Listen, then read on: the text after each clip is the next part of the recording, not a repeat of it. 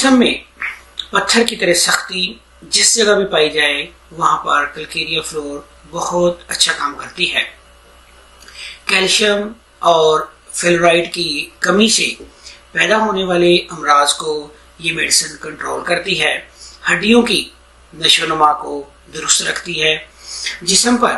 کہیں بھی غدود،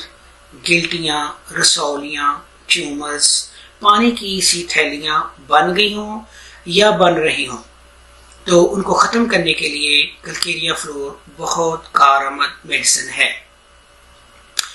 فیمیلز کی یوٹرس میں فائبرائڈ ٹیومر، رسولیاں، تھیلیاں سی بن جائیں تو ان کو ختم کرنے کے لیے یہ میڈیسن بہت زبردست مفید ہے۔ عورتوں کے بریسٹ میں بننے والی گلٹیاں ان کے لیے بھی